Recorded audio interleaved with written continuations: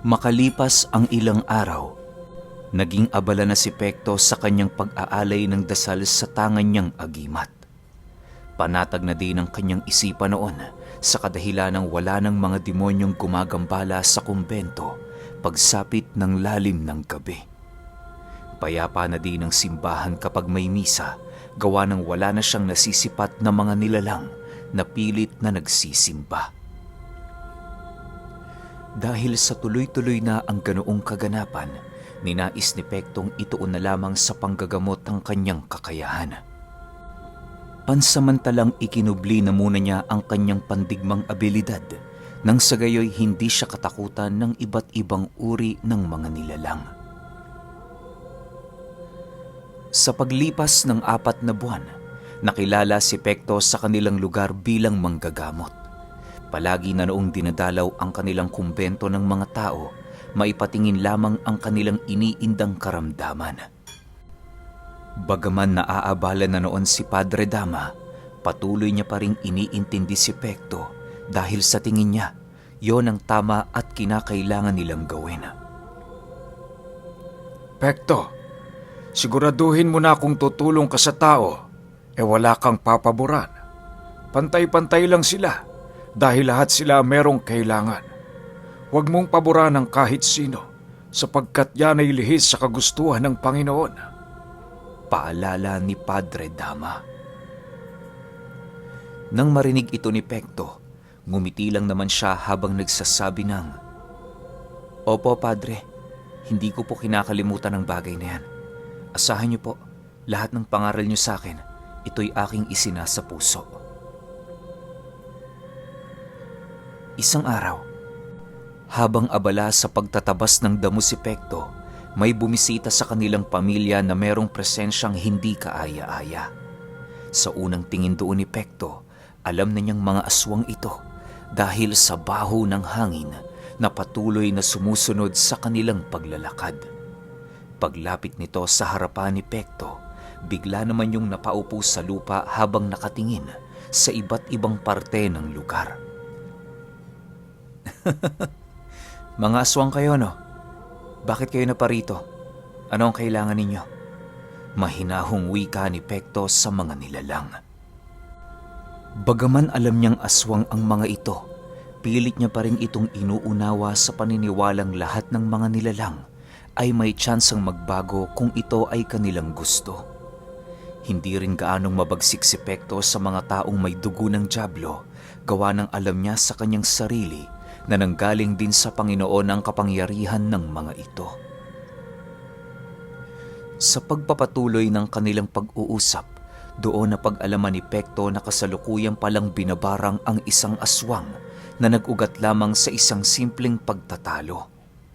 Inamin ng ama ng pamilyang yon na hindi nila pinaunlakan ng mambabarang sa kagustuhan nitong kunin ang kanilang anak bilang gawing alay, kung kaya't napilitan niyong barangin ang lahat ng miyembro ng kanilang pamilya. Dagdag pa nito, ilang ulit na nila yung inilapit sa mga kapwa nila aswang, subalit wala ni isa sa kanilang mga kadugo ang merong kakayahang talunin ito sa isang espiritual na duelo. Lahat ng mga aswang na sumusubok noong kalabanin ng mambabarang, nababaliw o di naman kaya'y binibigti nila ang kanilang mga sarili dahil sa tindi ng sumpang bumalot sa kanilang mga katawan. Nang marinig ni Pekto ang sinabi nito, bahagya naman niyang itinigil ang kanyang ginagawa habang nagsasabi ng, "Sige po, Manong, sumama po kayo sa akin. Ako na ang bahala sa demonyong yan."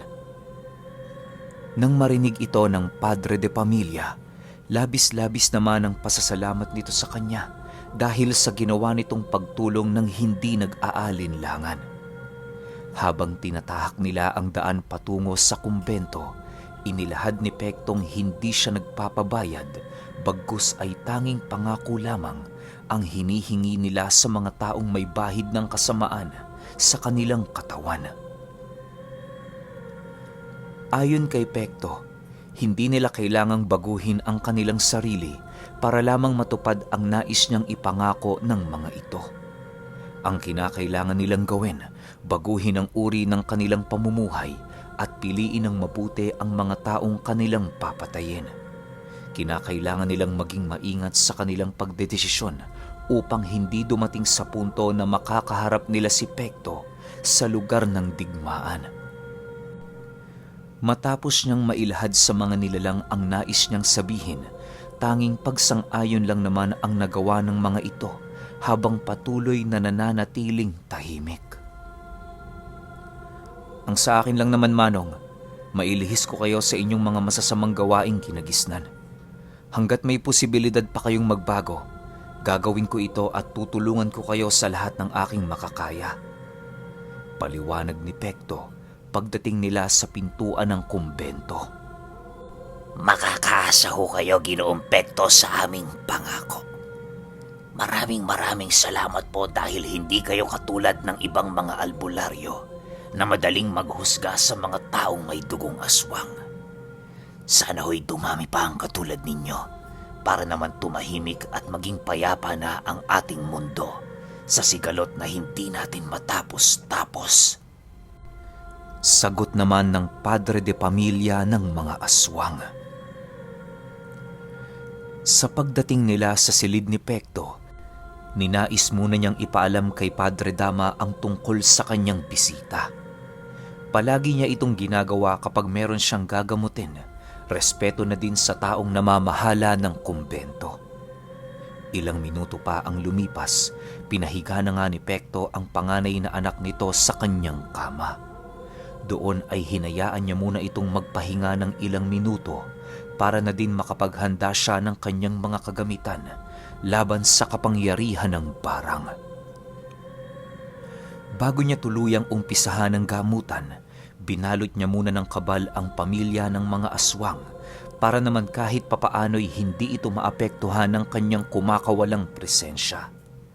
Matapos niyang gawin ang bagay na yon, agad naman siyang nag-usal ng pantawag.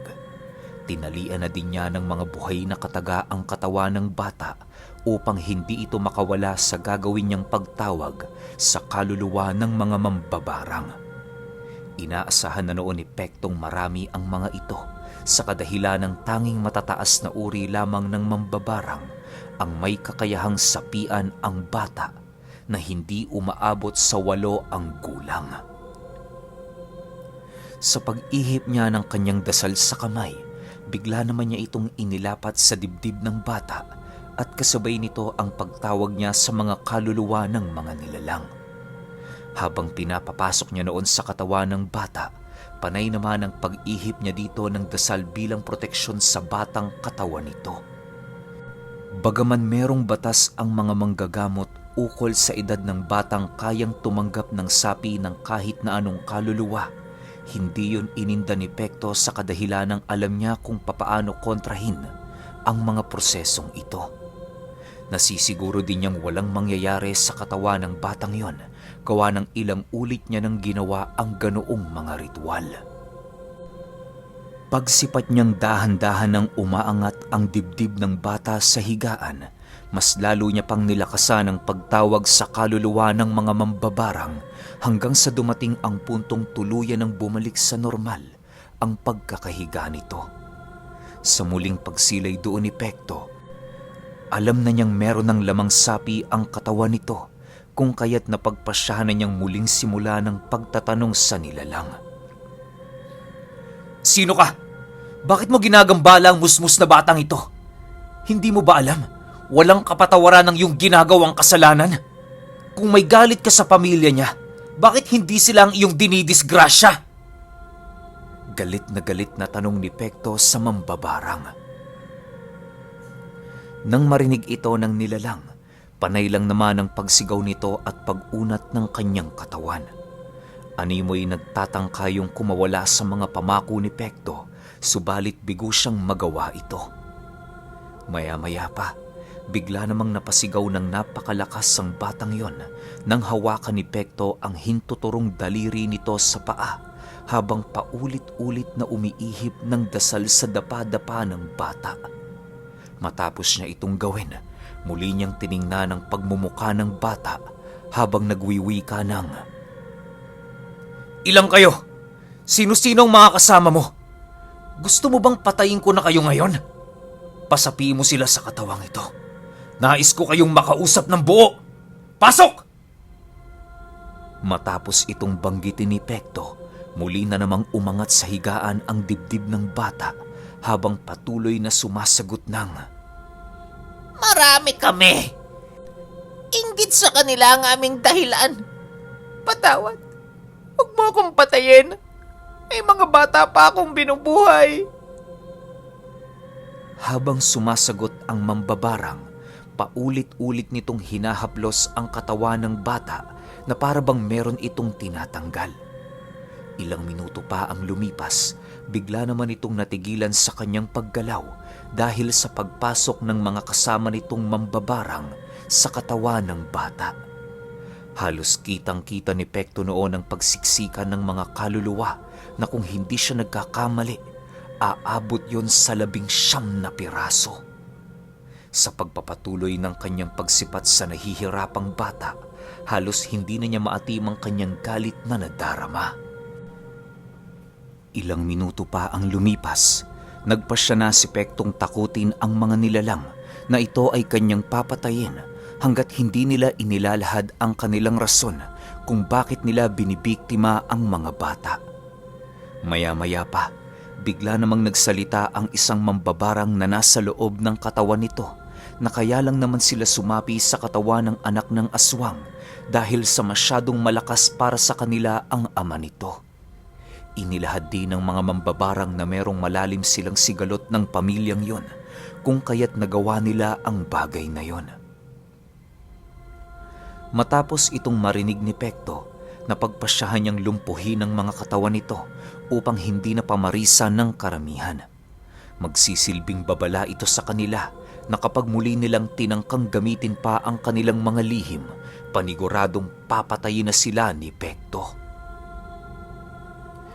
Mga Ginoo, Ginang, huwag niyo sanang isipin na ako'y naawa sa inyo kaya hindi ko kayo pinaslang. Nais kong gamitin niyo ang pangalawang buhay na ibinigay ko para maging payapa kayo at mabuhay ng marangal ayon sa paniniwala ng ating Panginoon. Magbalik loob kayo para kapag sumapit ang araw ng inyong pagkamatay, pagbubuksan kayo ng pintuan ng langit. Wika ni Pekto sa mga mambabarang. Nang marinig ito ng mga nilalang na nakasapi sa katawan ng bata, bigla naman yung tumigil sa kakasigaw na parabang nabunutan sila ng tinik sa kanilang mga lalamunan.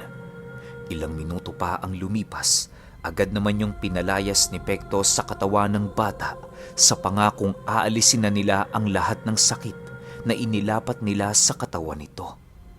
Nangako din noon si Pektong hindi na babalik ang mga mambabarang sa kadahilan ng baldado na ang buong katawan ng mga ito at hindi na yon makakabigkas ng kahit isang buhay na kataga. Matapos itong marinig ng ama ng bata, labis-labis naman ang naging pasasalamat nito sa kanya. Iniaabot ng mga aswang noon ang kanilang bertud kay Pekto, subalit hindi na niya ito pinagtangkaang kunin. Alam naman kasi niyang doon ang gagaling ang kapangyarihan ng mga aswang, kung kaya't paniguradong mamamatay ang mga ito sa oras na mawala yun sa kanilang katawan. Bago tuluyang nilisan ng lalaki ang kumbento, muling ipinaalala sa kanila ni Pekto ang mga taong kinakailangan nilang patayin para gawing pagkain. Ayon kay Pekto, hindi naman masamang pumatay ng tao kung ang taong yon ay alam mong nakakapinsala sa komunidad. Dagdag pa nito na kapag nalaman nilang gumagawa ng karumal-dumal ang isang tao, maaari na nila yung patayin ng walang pag-aalinlangan. Yun lamang ang mga taong kinakailangan nilang patayin nang sa gayoy wala silang maperwisyong mabubuting tao at masasagasa ang mga dalubhasang albularyo. Nang marinig naman ng pamilya ng mga aswang ang kanyang sinabi, nangako naman itong susundin ng lahat ng kanyang paalala. Nagbitaw din yon ng mga katagang hindi na sila papatay ng bata bilang pagkilala sa kabutihang ipinakita sa kanila ni Pekto. Ginoong Pekto, kung may problema ho kayo at kailangan nyo ng tulong, Huwag ho kayong mahiyang lumapit sa amin. Sabihan niyo din ho ako kung meron kayong mga kinakalabang aswang para naman kahit papaano'y magawa ko silang mapakiusapan na magbago na. Sige, Ginoo. Wala yung problema. Ingatan niyo po ang inyong anak dahil yan ang inyong kayamanan na kailanman ay hindi maaagaw sa inyo. Matapos nilang mag-usap, agad din namang nagpaalam ang mga ito sa kanya. Nang si Pekto na lang ang naiwan sa pintuan ng kumbento, marahan naman siyang nilapitan ni Padre Dama habang nagsasabi ng, Mapanganib ang ginagawa mo, Pekto. Pero sang-ayon ako sa naisip mo. Para magkaroon ng kapayapaan ng mundo, kinakailangan mapag-isa ang dalawang naglalabang puwersa. Subalit dagdagan mo yon ng pag-iingat sapagkat kailanmay ang mga aswang ay mapagpanggap at mahilig gumamit ng kahinaan ng iilan. Matapos makapagsalita ni Padre Dama, niyaya niya si Pektong tumungo sa baryo para makabili ng pangangailangan nila. Hindi kasi nila mautusan ng mga sakristan sa kadahilan ng marami itong ginagawang trabaho sa loob ng kumbento. Sa pagdating nila Pekto sa baryo, sinalubong sila ng iilang mananamba na naroon sa merkado. Tuwang-tuwa ang mga ito dahil sa pagbisita sa kanila ni Padre Dama. Habang abala ang maestro ni Pekto, napagpasyahan niyang pumasok sa merkado ng nag-iisa. Sa pagpapatuloy ng kanyang paglalakad, napapansin niya noon ang iilan sa mga nagtitinda na seryosong nakatitig sa kanya. Ilang minuto pa ang lumipas, laking gulat na lamang ni Pekto nang maramdaman niya ang mabilisang pagbigat ng paligid.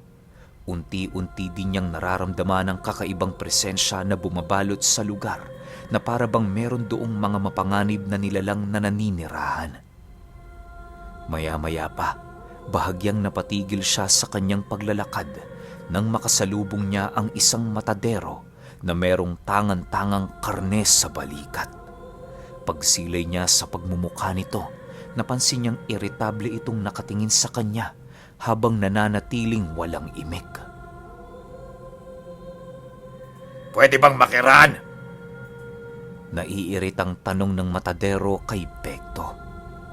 Nang marinig niya ang sinabi nito, agad naman siyang gumilid sa kanyang kinaroroonan upang bigyan ng daan ang lalaki.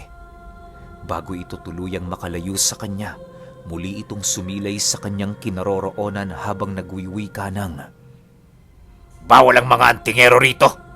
Umalis ka na. Para kang nakakainsulto ah. Matapos nitong makapagsalita, bigla namang napatitig si Pekto sa nilalang dahil sa hindi niya nagustuhan ang tabas ng dila nito. Ilang minuto pa ang lumipas, napagpasyahan na niyang umalis sa loob ng merkado. Sa kadahilanang napapansin na niya ang pangingilag sa kanya ng mga tao. Sa pagbalik niya sa kinaroroonan ni Padre Dama, nasipat niya itong kanina pang naghihintay sa kanya habang kasakasama ang iilang matatandang maninimba. Paglapit niya roon, agad naman niyang ibinulong sa pari ang kanyang mga natuklasan sa loob ng merkado. Bakit ka kasi pumasok dyan, Pekto? Hindi ang merkadong yan ang ating pupuntahan. Ay nako, ikaw talaga. Halika na nga. Wika ni Padre Dama matapos nitong marinig ang kanyang sinabi. Matapos nilang mag-usap, agad namang nagpaalam ang pari sa mga matatanda na sila ay uusad na patungo sa kanilang nais puntahan. Hindi naman sila nito pinigilan sa kadahilanang marami pa din naman itong gagawin kahit papaano. Habang binabagtas nila ang daan, doon na pag-usapan nila Pekto ang tungkol sa mga nilalang na naninirahan sa merkado. Ayon kay Padre Dama, hindi niya pinapakialamanan ng mga nilalang na yon gawa ng hindi naman ito namiminsala sa baryo ng Kastilya. Maaaring sa ibang lugar yon naghahanap ng kanilang mga pagkain na siya namang hindi na niya nais pang pakialaman. Dagdag pa ni Padre Dama, napakarami na ng mga demonyong naninirahan sa merkadong yon na paniguradong malalagay sila sa matinding gulo kapag sinubukan nilang kalabanin. Hindi naman dahil sa takot si Padre Dama sa lehiyon ng demonyong patagong naninirahan sa lugar, bagkus ay inaalala lamang niya ang mga sakristang kasama niya sa loob ng simbahan. Matapos marinig ni Pekto ang sinabi ni Padre Dama, bigla naman niyang tinitigan ang napakaamong pagmumukha nito habang sumasagot ng, "Kung nag-aalangan kayo, Padre, huwag kayong mag-alala. Ako ang gagawa. Magsisilbi akong anino sa dilim na kanilang katatakutan sa pagsapit ng oras ng kanilang kapangyarihan. Ipapakita ko sa kanila, walang puwang sa baryong ito ang mga demonyong katulad nila." Matapos nitong makapagsalita, buong tapang namang ipinangako ni Pekto kay Padre Dama na hindi siya titigil hanggat hindi nila nalilipol ang mga demonyong pumapatay ng mga ordinaryong tao. Napag-isip-isip din kasi niya noon na maaaring ang mga baboy na kinakatay ng matadero ay isang ordinaryong taong nilagyan ng napakataas na uri ng sabulag. Sa pagpapatuloy ng kanilang pag-uusap, hindi naman napigilan ni Padre Dama si Pekto sa kadahilan ng kitang-kita niya sa mata nito ang pagiging porsigido. Sa pagdating nila sa isang maliit na merkado, bahagya muna nilang itinigil ang kanilang pag-uusap upang hanapin ang isang taong binibilhan ni Padre Dama ng mga sariwang isda. Pagsilay nila noong abalang-abala ito sa pagtitinda, dali-dali naman nila yung nilapitan. "Kaibigan, may natitirang isda ka ba dyan? Kami na ang sumadya sa iyo. Abala kasi ang mga sakristan ko eh." Wika ni Padre Dama pagsilay sa kanya ng tindero. "Oo, Padre Dama. Marami ako yung tinabi sa inyo. Kayo pa ba? Ilang taon ko na kayong suki rito eh." Masayang sagot naman ng tindero matapos marinig nito ang sinabi ng pare. Pagkuha nila ng mga isda, dali-dali din naman silang bumalik sa sentro upang magbigay ng abiso na merong magaganap na simba sa pagsapit ng Miyerkules. Sa pagdaan nila sa merkado, bahagyang tumigil muna si Pekto upang sipatin ng mga nilalang na nagtitinda doon. Habang patuloy niyang pinagmamasda ng mga ito, napapansin niyang kokonti ang mga taong pumapasok roon sa kabila ng napakaraming binibenta ng mga tindero. Ilang minuto pa ang lumipas, dahan-dahan na niyang napapansin ang kakaibang simoy ng hangin na lumalabas galing sa pinakasulok ng lugar. Animoy kahit ordinaryong tingnan lang ang merkadong yon, masasabi mo pa rin meron doong nagaganap na hindi kaaya-aya dahil sa pagkalat ng mga salot sa paligid. May iilan nga siyang taga-baryo noong nakausap na marami na umanong nakakaranas sa kanila ng matinding sakit dahil sa amoy na nanggagaling sa loob ng merkado. Matapos itong mapag-alaman ni Pekto, labis-labis na lamang ang kanyang galit dahil sa mga nangyari. Ilang oras pa ang lumipas, nakabalik na nga sila sa kumbento kung saan masinsina nilang pinag-usapan ang tungkol sa merkado. Hindi kasi noon mapakali si Pekto, gayong alam niyang maraming tao ang nagtitiis sa lugar dahil sa mga nilalang. Nang mapag-alaman ni Padre Dama ang nakalap na impormasyon ng kanyang disipulo, hindi naman ito lubusang makapaniwala sa kanyang mga narinig. Ilang ulit pa itong kinumbinsi ni Pekto hanggang sa dumating ang puntong naniwala na din ito. Sa pagpapatuloy ng kanilang pag-uusap, inilahad sa kanya ni Padre Dama na bagaman nais nitong wakasan ng mga nilalang na naninirahan sa baryo, wala na itong sapat na lakas para makipaglaban o gumawa ng hakbang. "Sana'y maunawaan mo ko, Pekto. Matanda na ako. Hindi ko na kaya ang mga nagagawa ko noong ako'y binata. Kung gusto mo talagang tahakin ang landas ng isang mandirigma, gagabayan kita sa lahat ng aking makakaya. Pero sana'y mag-ingat ka dahil sa oras na malagay ka sa alanganin, wala ako doon para tumulong. Nananalig ako sa iyo, Pekto. Alam kong malakas ka at makakaligtas ka sa kahit na anong pagsubok. Seryosong wika ni Padre Dama matapos nitong maunawaan ang mga bagay na nais ilahad sa kanya ni Pekto. Oho, Padre. Ako na po ang bahala. Naiintindihan ko po kayo. Sagot naman ni Pekto nang marinig nito ang sinabi ni Padre Dama. Matapos nilang mag-usap, nakapagpasya na si Pekto na papatayin niya ang lahat ng nilalang na naninirahan sa merkado. Okay, sorry, pumiyok. Grabe naman yung lakas ni Pekto. Isipin nyo, lehiyon ng mga aswang yung kahaharapin niya. Pero talagang desididong-desidido na siya sa gagawin niya. Medyo nalungkot lang ako dun sa part na sinabi ni Padre Dama na, Sana'y unawain mo ako, Pekto. Matanda na ako. parang ang sakit lang. Para sa akin lang ang sakit lang kasi napakalakas ni Padre Dama. Tapos nasabi niya yon, ewan ko, parang medyo nalungkot lang ako na sinabi niya na matanda na siya. Ay, ewan ko lang, pero kinikilabutan ako. Lapag kagad natin yung episode 21 para malaman natin kung ano mga magiging ganap. Yun lang. Salamat.